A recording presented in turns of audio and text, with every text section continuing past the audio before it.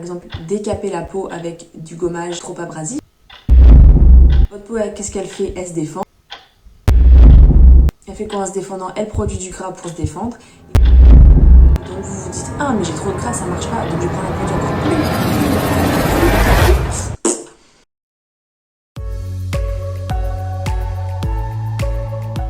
Hello hello! On se retrouve aujourd'hui pour parler des types de peau. Il vous faut savoir qu'il y a 4 types de peau et 2 caractères secondaires. Le premier type de peau le plus simple, c'est la peau normale. Les plus chanceuses en fait. Donc la peau normale, elle a trop rien, sa peau est lisse, elle n'a pas d'imperfection, elle n'a pas trop de sébum, elle en a pas assez, enfin... C'est les nanas qui ont une peau un peu de bébé, qu'on dit « Ah putain, elle a la peau de bébé !» Quand vous les croiserez dans la rue, vous ferez là « Ah ouais, peau normale !» Donc la peau normale n'a pas de particularité, si ce n'est qu'elle est magnifique. Pour les cosmétiques qui lui sont adaptés, le but des cosmétiques pour ces peaux-là, ça va être d'entretenir la peau, ça va être d'entretenir l'hydratation et la douceur qu'elle a déjà. Je rigole, je me... Oh, raciste de peau normale. Ensuite, on a la peau grasse qui va produire trop de sébum, qui vont avoir des petits comédons, qui vont avoir des petites imperfections, des micro-kystes. Qui va produire trop de sébum, qui vont avoir des petits comédons, qui vont avoir des petites imperfections, des micro-kystes. Vous savez, les micro-kystes, ça va être tout petit point blanc. C'est pas de l'infection, c'est un petit point blanc qu'on ne peut pas l'enlever. Il est aussi possible d'avoir la peau mixte, la zone T grasse et un autre type de peau sur les joues. Pour déterminer si vous avez la peau grasse, au niveau du visuel, ça va être une peau qui va luire, une peau rugueuse. Au niveau du toucher, on voit qu'on a du gras sur les doigts. C'est une peau assez épaisse, vous voyez, moi j'ai une peau épaisse. Les cosmétiques vont vous aider à réguler cet excès de sébum, à atténuer vos petits boutons, vos petites imperfections. Les cosmétiques vont aussi vous aider à resserrer les pores parce que bien souvent la peau grasse a donc les pores dilatés. Tous les types de peau de base peuvent être héréditaires et après, si ça n'est pas héréditaire, votre peau grasse elle peut être due à une mauvaise utilisation de produits. C'est pour ça que c'est vraiment très important, je ne dirai jamais assez je pense dans cette vidéo, le mot important, très important, de choisir bien vos produits. La peau grasse ça peut aussi être dû à un traitement hormonal. Par contre, ne vous dites pas j'ai la peau grasse chaque semaine avant vos règles. Vous avez des imperfections, c'est normal parce que les hormones elles se bousculent dans notre corps, mais c'est pas ça qui fait que vous avez la peau grasse.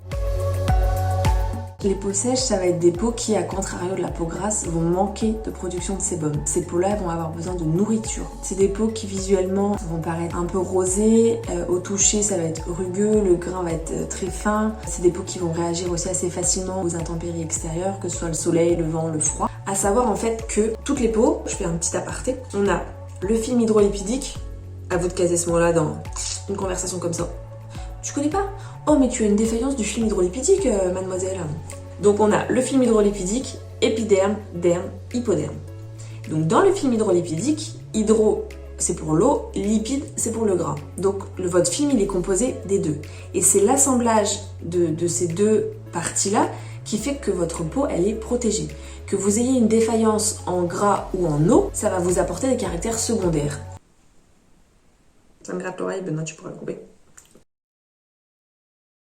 Nope.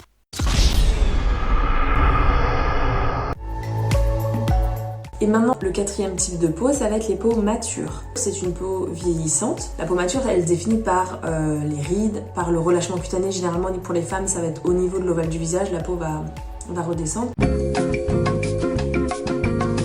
Comment on traite les rides? Clairement, vous avez des rides, jamais vous allez pouvoir combler une ride. Pourquoi c'est impossible?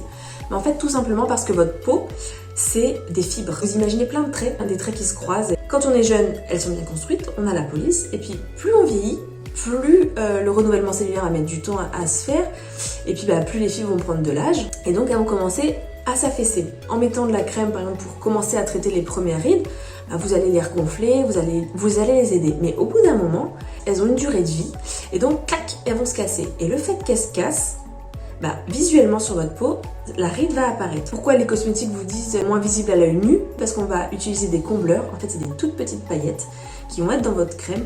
Et donc avec la réflexion de la lumière, vous allez avoir l'impression d'avoir moins de rides. Après, dans les crèmes qui vont traiter le vieillissement cutané, vous allez avoir des stimulants pour les fibres qui vont les aider à continuer de produire ce qu'elles ont besoin de produire. Et donc ça va retarder un peu le vieillissement cutané. Ce qui va jouer énormément sur les rides, ça va être le soleil. Le soleil, c'est l'ennemi numéro 1 des rides. À force d'aller au soleil, la peau elle prend une claque. On va parler vite fait protection solaire sur la peau. En tout cas du visage, c'est clair et net et non négociable, c'est du SPF 50. Alors j'entends déjà « Oui, mais je bronzerai pas !» Oui, mais je bronzerai pas. Non. Alors du SPF 50, vous bronzerez. Vous ne cramerez pas. Vos rides, c'est pareil. Si vous prenez l'habitude de protéger votre peau du soleil, eh bien elles apparaîtront moins rapidement et en tout cas elles seront au final moins profondes. On a tout envie, enfin moi la première, d'être bronzée l'été, etc. Mais n'oubliez pas de protéger votre peau. Pareil sur le corps, c'est un SPF 30 minimum. 50 c'est l'idéal. Les produits cosmétiques que vous allez devoir utiliser, c'est vraiment pour traiter ce qui vous dérange. Il y a une large gamme de produits cosmétiques en tout cas pour traiter le vieillissement cutané. Ça va vraiment être en fonction de ce qui vous dérange chez vous. Et ce qui vous dérange chez vous, c'est pas forcément ce que la conseillère va voir en premier.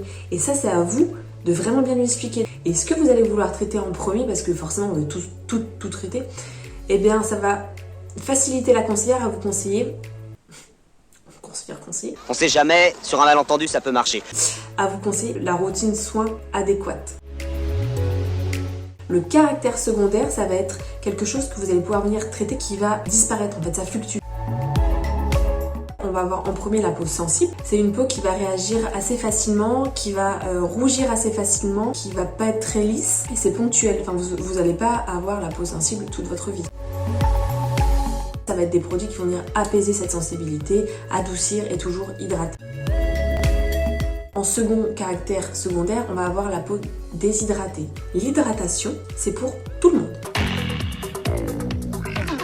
Si vous avez une seule crème à acheter, que vous ne savez vraiment pas quoi choisir, vous me prenez une crème hydratante. La peau déshydratée, quand vous faites ça, vous allez voir apparaître des toutes petites ridules. C'est souvent signe que votre peau, elle est déshydratée.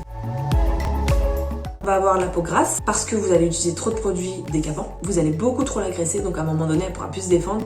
Donc ouais, elle va produire plus de gras. Du coup, vous allez avoir la peau déshydratée. Et vous n'allez pas l'hydrater parce que vous allez dire, mais si je mets une crème dessus, ça va être trop riche. Elle va produire plus de gras, etc., etc. Cercle vicieux. Généralement, c'est aussi les peaux sèches parce que les peaux sèches vont se concentrer sur la nutrition, donc apporter du gras, mais pas sur l'hydratation. Pareil, la peau déshydratée, ça va fluctuer, ça va être en cas de traitement hormonal. Si vous allez vivre au soleil et que vous n'allez pas mettre de crème après une exposition, le film hydrolipidique en dessous, il y a plein de petits vaisseaux et ça va s'évaporer par là à cause du soleil, du vent, du froid et donc votre peau va être déshydratée. Ça, je pense qu'on l'a toutes plus ou moins observé sur le corps, par exemple quand on fait une exposition au soleil ou qu'on va à la plage, à la piscine, etc., qu'on met pas de crème pendant plusieurs jours après ces expositions-là, on a une peau de crocodile.